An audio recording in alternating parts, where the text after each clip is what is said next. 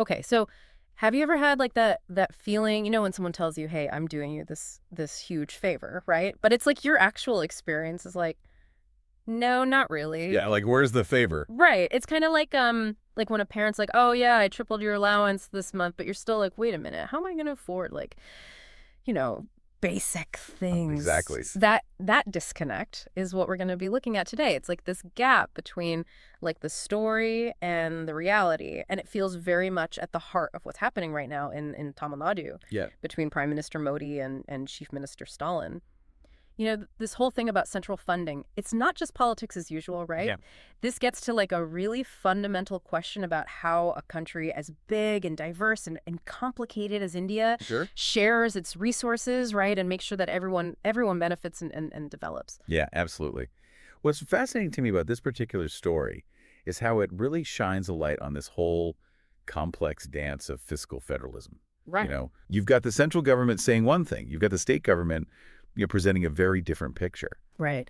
And so figuring out why those two narratives are so different is kind of the key to really understanding what's happening.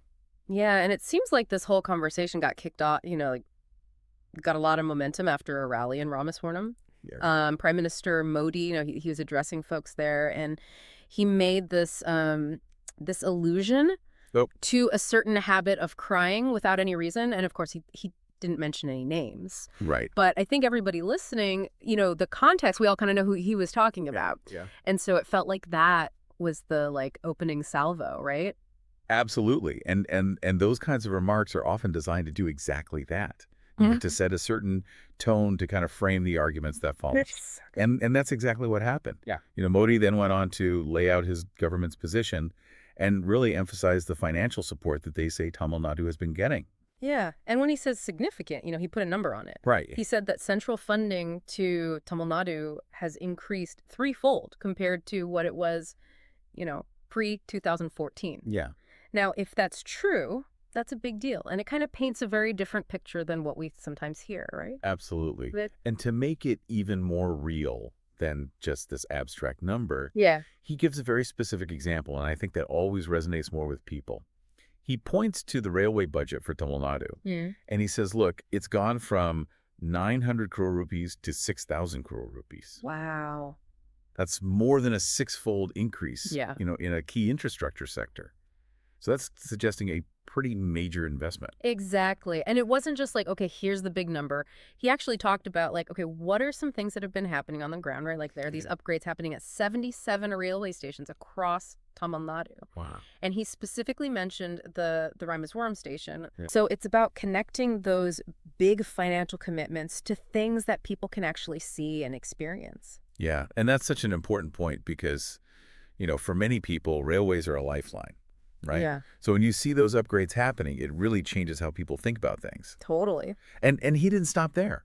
Modi went on to lay out kind of a brighter vision, right? Right. He talked about how Tamil Nadu plays such a crucial role in India's overall development. Right. He's saying that a prosperous Tamil Nadu leads to a stronger, faster growing India. Yeah. So that's a message of shared progress. We're all in this together. Right. But then almost as if in direct response to this, right, Chief Minister Stalin comes out and says, presents this very contrasting view. He accuses the union government of neglect and betrayal. And that's strong language. Yes, it is. Yeah. You don't use words like that unless you are really feeling aggrieved. Exactly. And his argument really centers around, this kind of financial dynamic between the central government and the states. And particularly this whole thing with the goods and services tax, the GST. GST. Yeah. And he uses this analogy, which I thought was really interesting and I think very relatable. Okay. He's like, imagine you have this friend, right? Right. And this friend borrows money from you. Yeah. That money is like the state taxes that are collected through the GST. Okay.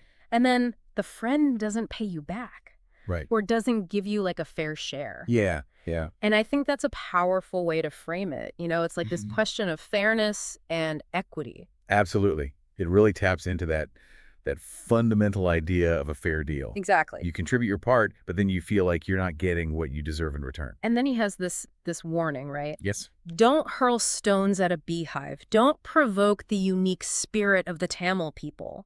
No anti-Tamil agenda will succeed as long as I am here. I mean, this Right. is strong stuff. It's a line in the sand. It's a statement that conveys a really deep sense of regional pride and this resistance to what they see as injustice. And it speaks to this long history, right? This Mhm. idea of regional identity Absolutely. in Tamil Nadu, Yeah. right? The importance of, their language and their culture Yeah. and their distinctness. And this plays a really big role in the politics there. Hmm. And then to add even more to this story, right?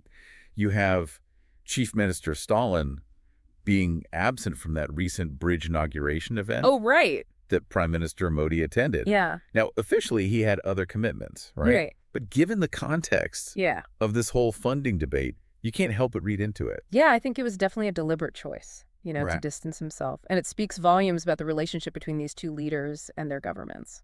So this gets to the core question, right? Yeah. If the central government is giving all this extra funding, like they say, Right. why is the chief minister saying that they're being neglected? Oh. Yeah. What is the disconnect here? What's going on? Well, I think it's probably a bunch of things. Okay.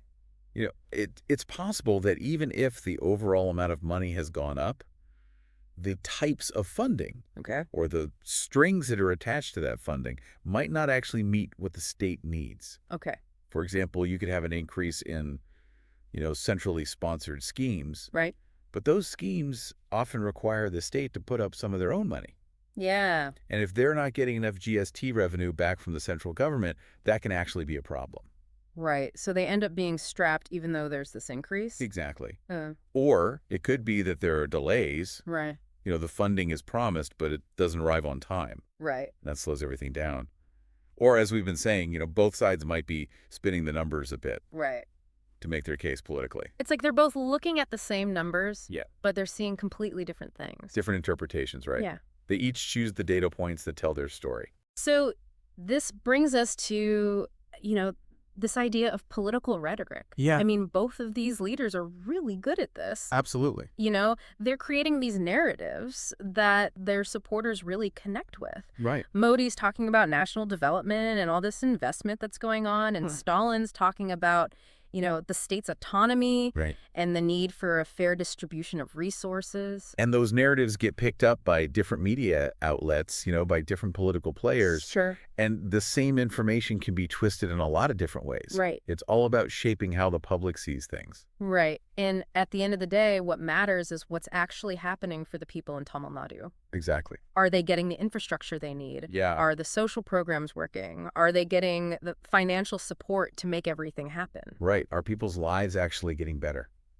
That's what really matters. So just to recap, we've got the Prime Minister saying funding's gone up 3 times. He points to the railway budget, the station upgrades. Mm-hmm. But then you've got the Chief Minister saying, no, we're being neglected. Yeah. He's worried about the GST money. Right. He's really emphasizing Tamil Nadu's unique identity. It's a complex situation for sure. It is. And so you really have to understand all the different pieces of this puzzle. Right. It's not just about one number. Yeah. Just because the railway budget went up doesn't mean that other problems have gone away. Right. Exactly. You have to look at the whole picture. The big picture Yeah. and the details. Yeah. You have to look at the conditions attached to different types of funding. Yeah.